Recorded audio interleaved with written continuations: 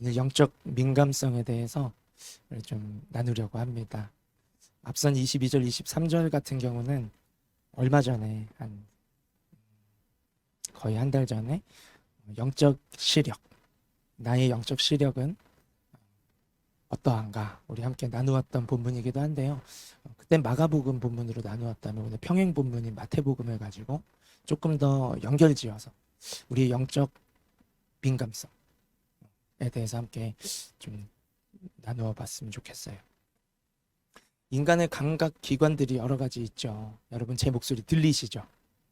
제가 보이시나요? 그리고 제가 말하는 것도 들리고 뭐 피부가 와닿진 않지만 또 아까 허그하며 또 악수하며 또 이렇게 인사를 나눌 때 우리가 또 느끼기도 하고요. 여러 가지 감각 기관들이 있지만 이 눈이 차지하는 비중이 얼마나 큰지 알고 계세요? 우리가 감각을 인식하는 퍼센테이지 중에 약 80%가 넘는 80%가 넘는 비중이 이 눈으로부터 우리가 정보를 습득하고 느끼고 인식한다 라고 합니다. 그래서 사자성어 중에 안십중구라는 말이 있어요. 안은 눈이죠. 안경, 안과 할 때 그 안이죠. 안십중구. 몸 전체가 10이라고 한다면 그 중에 9가 눈에 있다, 눈에 달려 있다라는 사자성어예요. 영어로도 I see 하면 내가 뭐 보고 있다 뭐 이런 의미입니까? 그것을 넘어서는 의미죠. 알아, 내가 이해해, 인식했다라는 것을 말할 때 우리는 I see라고 표현하죠. 우리가 보는 것이 아는 것이 됩니다.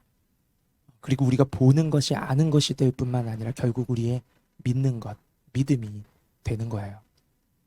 그래서 오늘 본문 22절에서 23절은 이 눈의 중요성을 강조하기 위한 비유로서 우리의 온 몸을, 인생을 밝히는 등불이 눈에 있다라고 말씀하신 것입니다.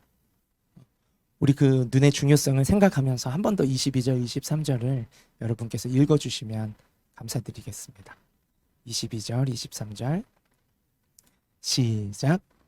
눈은 몸의 등불이니 그러므로 내 눈이 성하면 온 몸이 밝을 것이요 눈이 나쁘면 온 몸이 어두울 것이니 그러므로 내게 있는 빛이 어두우면 그 어두움이 얼마나 더하겠느냐. 아멘. 그리스도인은 dual eyes, 두 가지의 눈을 가지고 있어요. 오른쪽 왼쪽 말고요. 육신의 눈이 있지만 영적인 눈, 믿음의 눈이 우리에게 있습니다. 육신의 눈은 태어나서부터 사용하는 것을 길들여 왔기 때문에 사용이 이젠 어렵지 않습니다. 눈을 뜨면 돼요. 보면 돼요. 우리 육신의 눈은 지금도 사용하고 있어요. 옆에 있는 사람을 보기도 하고 앞에 있는 저를 보고 계시네요. 네. 앞에 있는 현상을 보고 인식하는 눈이 육신의 눈이라면 영적인 눈은요, 예수님을 믿고 성령으로 born again, 거듭난 후에 열려지게 되는 눈이에요. 단순히 앞에 있는 현상을 넘어서요,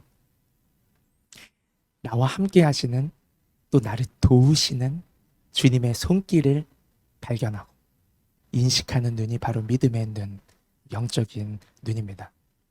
간단한 예를 들어볼까요? 지난주 금요일에 스노우, 눈이 꽤 내렸어요. 그렇죠? 그날 새벽에 이렇게 눈이 차에 쌓여 있더라고요.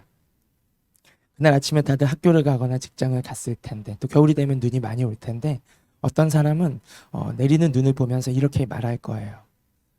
오늘 고데기 열심히 했는데 머리 다 젖겠다, 차가 막히겠다, TTC는 또 제대로 운영을 하려나, 이러다 지각하는 거 아닌지.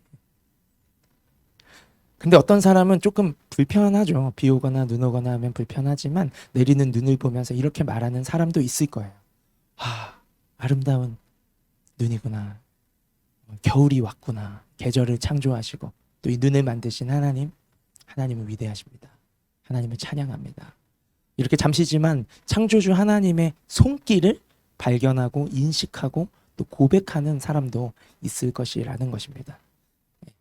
물론 때나 상황이나 기분에 따라서 우리의 시선과 현상에 대한 반응이 달라질 수 있지만 이 예시를 통해 강조하고 싶은 것은 이것입니다. 눈앞에 있는 현상만 보이는가? 아니면 그 이면에 계신 하나님을 볼 수 있는가라는 것입니다. 우리가 무엇을 보는가는 현상에 달려 있다라기보다는요, 결국 나의 마음에 달려 있다라고 말할 수 있습니다.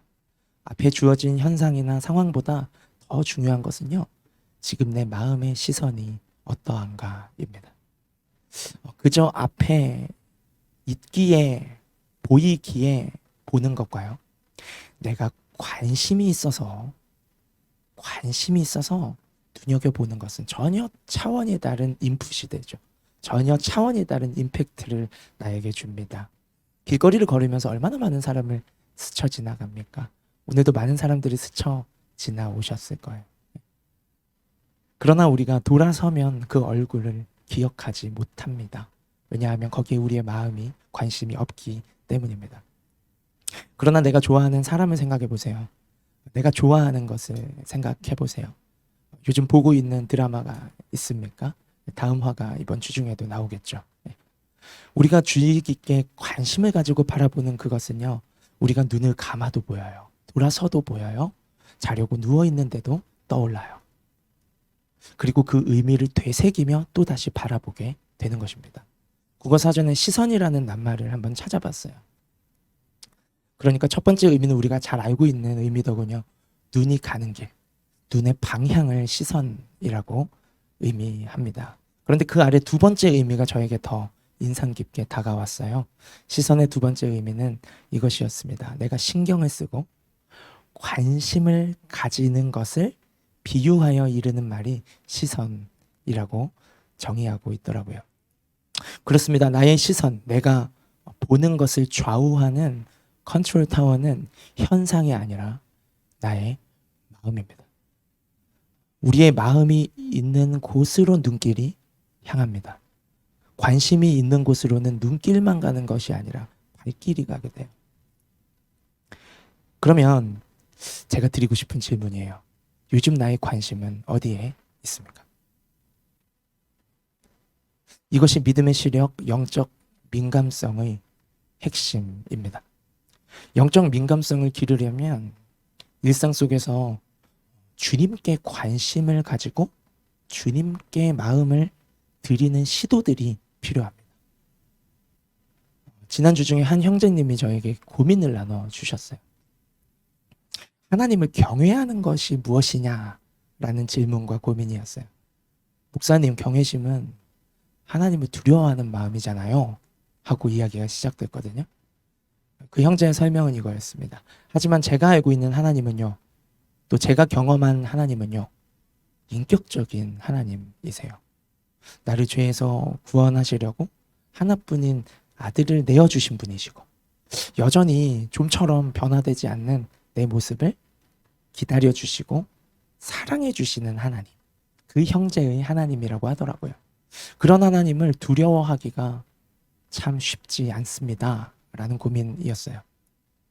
여러분도 아시겠지만 제가 설교 중에 하나님을 두려워하십시오 하고 경외심을 강조하기보다는 많은 경우에 제 메시지 속에는 생명까지 내어주신 그리스도의 십자가 사랑을 더 자주 강조하고 다양한 앵글에서 그 십자가 복음을 나누고 우리의 삶으로 도전하는 것을 알고 계실 거예요. 그 이유가 제가 하나님을 우습게 보거나 하나님을 만만하게 생각하거나 하나님을 두려워할 필요가 전혀 없기 때문에라고 생각하신다면 오해입니다. 우리는 경외심을 인간 수준의 공포심으로 오해하기가 너무 쉬워요. 또 특별히 우리의 육신의 부모님과 우리의 영원하신 아버지 하나님과 대입하여 연결지어 생각할 때 우리는 경외심에 대해 굉장히 오해할 수 있습니다. 부모님뿐만 아니라 권위자와의 관계도 마찬가지예요. 하나님이 나를 벌하실까봐, 하나님이 나를 심판하실까봐 무서워서 두려워서 하나님 말 잘 들어야 될 것 같은 마음을 경외심이라고 여긴다면 단단한 오해입니다. 물론 세상이 끝날에 반드시 심판이 있을 것입니다. 천국만 있는 것이 아니라 지옥이 반드시 있습니다. 하지만 우리가 먼저 알아야 할 사실이 있습니다. 나 자신의 행위나 자격이나 노력으로는 절대로 구원에 도달할 수 없는 죄인이 우리 자신이었다는 것. 그러나 그런 우리가 죄와 사망에서 구원받아서 하나님의 자녀가 된 것은 모든 죄값을 대신 지불하신 예수님의 은혜로부터 주어진 것이고, 흘리신 그 피로 세운 영원한 언약으로 우리는 구원받아 하나님의 언약 백성, 하나님의 언약의 약속의 자녀가 되었다라는 사실을 우리는 기억해야 합니다.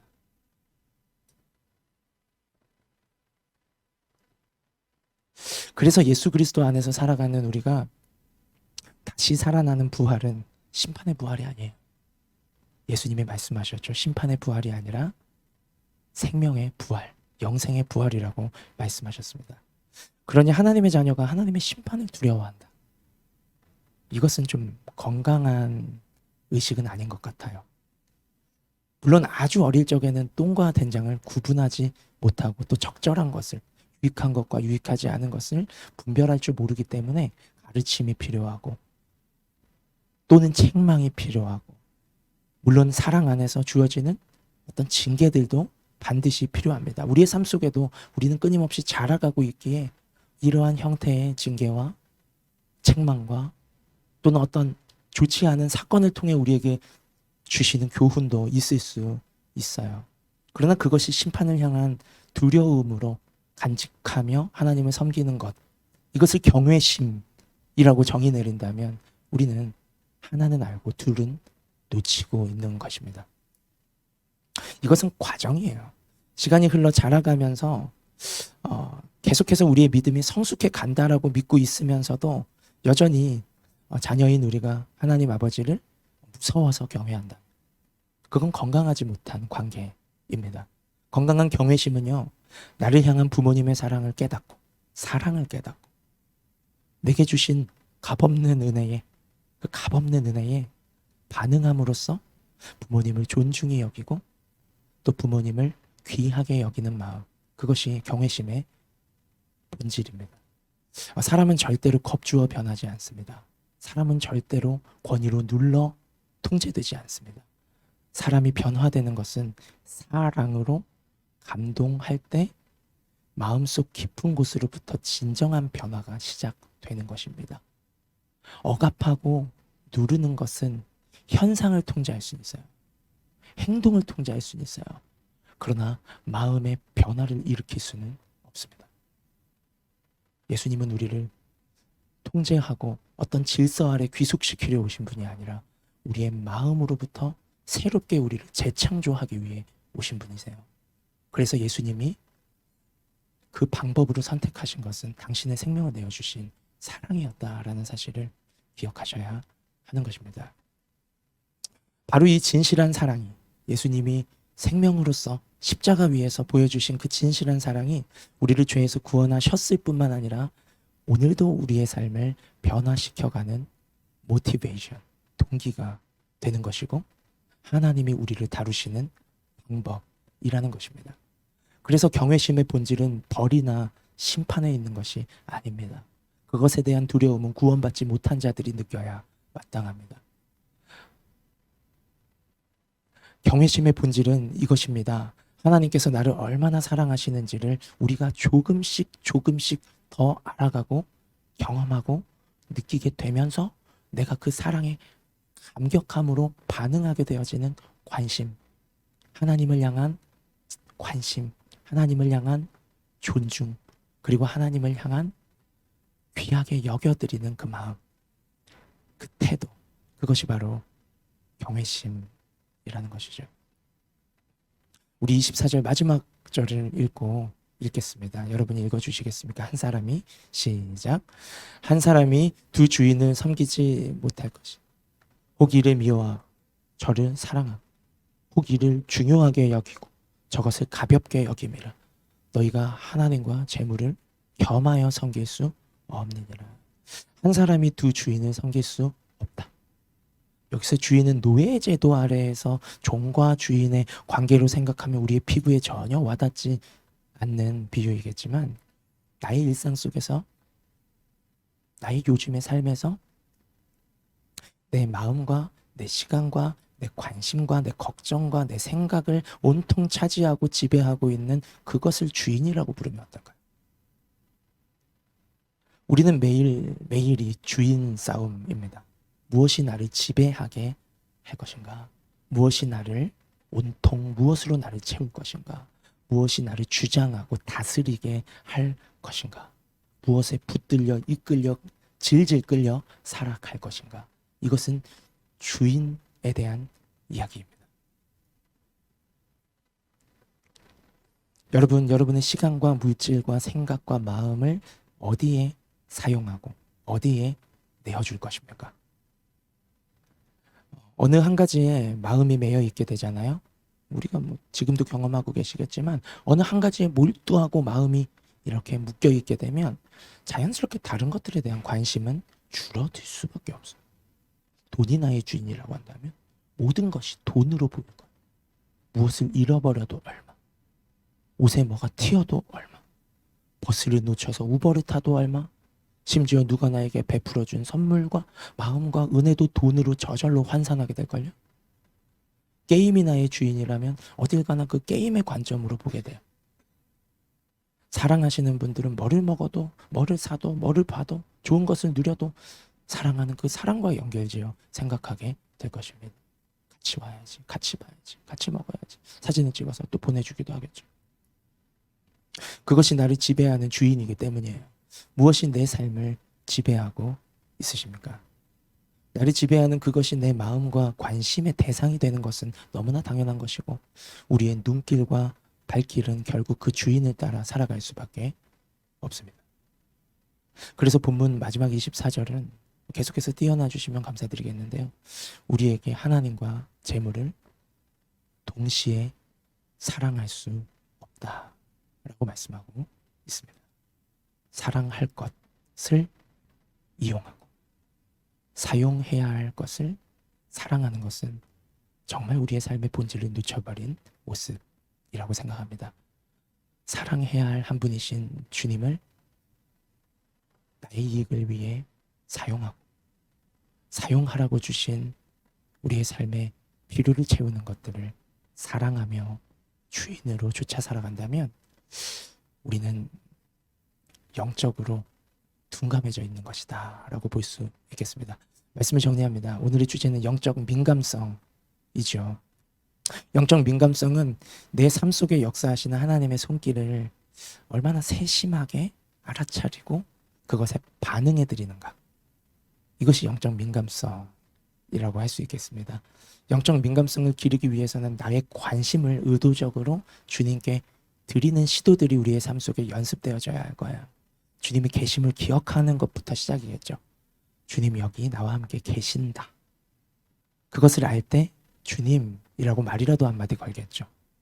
제가 여러분을 졸졸 쫓아다녀도 제가 여러분 옆에 있다는 사실조차 믿지 않고 보지 않고 관심을 갖지 않는다면 여러분은 저를 투명 인간으로 취급하실 수도 있을 거예요.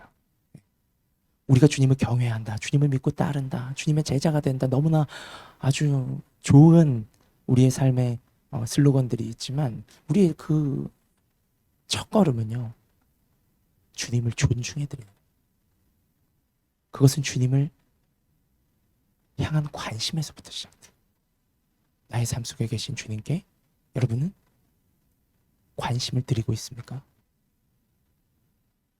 과제할 때, 누군가와 만날 때, 일을 하고 근무를 하고 수업을 할 때, 또 여러분 혼자 울고 있을 때조차도, 아파서 울고 있을 때, 막막해서 울고 있을 때, 걱정하고 미래에 대한 두려움에 고민하고 있을 때, 여러분 그때에 우리가 기도하세요, 기도하지 않으세요 차원이 아니라 나보다 더 나를 사랑하셔서 그 문제에 그 고통 속에 들어와서 함께하고 계시는 주님이 계시다라는 사실을 인식하지 못하고 있다면 우리는 영적인 눈을 감고 있는 것과 마찬가지예요.